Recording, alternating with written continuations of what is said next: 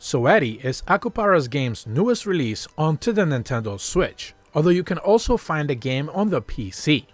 Taking massive cues from most recent deck builders, this time around it introduces the idea of poker into the fold instead of relying on more unique cards to not only build up your defenses but also crafting an offense.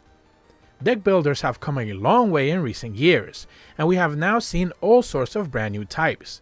Being a massive fan of the genre, whenever I come across a new one, I always make sure to give them a try, and that's why I reached out to Akupara Games to check out their latest release, so I would like to thank them for providing me a review copy on the Nintendo Switch. This being a card game, I often tend to play them on the Nintendo Switch Lite, where I can simply report that performance and the font size were a complete non-issue. Story-wise, prepare for a lot of text dialogues, visual novel style, where characters will interact via text and not voiced at all. Simply put, there's two goddesses that are going at each other, and after their war, astral warriors are created, and you kinda have to pick up the pieces from then on, with three playable characters: Valentina the warrior, Alvis the rogue, and Nikora the spellcaster. Each one of the characters have their own unique playstyles, of course, their own unique skills to unlock, and more importantly, their own storylines and challenges that you will be playing through first in the game's story mode before you can then unlock the adventure mode. And that's the first part where Zoeti differentiates itself from most deck builders. It has a story. While the Guts in Progress is still based on picking a spot on the map to land, collecting certain skills, having events that take place, and eventually defeating bosses, it tries to connect all of it with lore aspects that it's based on, and in that regard it does a decent job. Once you finish each one of the characters' separate stories, the adventure mode is unlocked, which resembles more of a traditional deck builder experience where you're focusing more on combat and strategy than the actual story itself. The meat potatoes of the gameplay experience relies on the poker aesthetic of the cards that you draw. Essentially, they're either building up shields per turn or dishing out damage with debuffs based on whichever cards you draw any given turn. Every potential poker combination has a skill tied to it.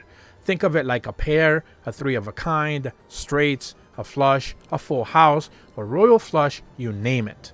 If you happen to draw the cards needed, you can choose from the skills tied to those specific cards and activate them, which means that simple things like pairs or three of a kind will net you smaller type of attacks or defense gains, while massive combos like a straight flush or a royal flush will do massive damage.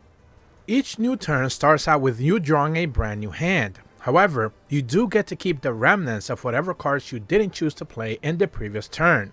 This enhances and amplifies the possibilities for each potential card combination you can dish out. Each poker hand combination has skills tied to it, and it can change the parameters of how many cards are drawn next. You can do things like instant draw to keep the combo going, raise your defenses, cause a debuff, you can gain buffs, and things of that nature. Once you finish a battle, you're presented with the option to gain another skill for your poker hand combinations and boost those options subsequently. While all in all it is a neat idea, it certainly becomes a lot to take in, and the game does a very poor job explaining the mechanics originally. Then you have to deal with a plethora of UI bugs and glitches that really hamper their experience even further. And it's usually simple things like combinations not necessarily presenting themselves properly, or like the confirmation and not being like prompted with a sound, or little simple things like that just completely go unnoticed if you're not really paying attention. And this is not a Nintendo Switch exclusive issue. On the PC side of things, a lot of people have been reporting bugs and glitches as well. So while the enjoyment can certainly be there, the polish is lacking, and at the moment that's really all we have to deal with, hoping that a patch will address some of these issues going forward and provide a true tutorial for the early experiences in the game, since it's not really well defined right out of the gate. Zoeti adds a few twists to the deck builder genre with a few poker card options that, while being interesting and unique in its own way, it does leave a lot of room for limitations during a particular tough boss encounter or just simply a random fight where the RNG is not being very helpful. The story does add some charm and allure to the game, but I'm not too sure deck builder fans are all that interested in that type of content. Then there's the bugs and sadly the glitches that hamper the experience even further and really just take away from the entire package. Nintendo Sphere gives Zoeti onto the Nintendo Switch at 6.5 out of 10. If you're brand new to my channel, be sure to leave a like and subscribe, hit the bell to receive notifications when the videos go up, and as always, thank you so much for watching. See ya!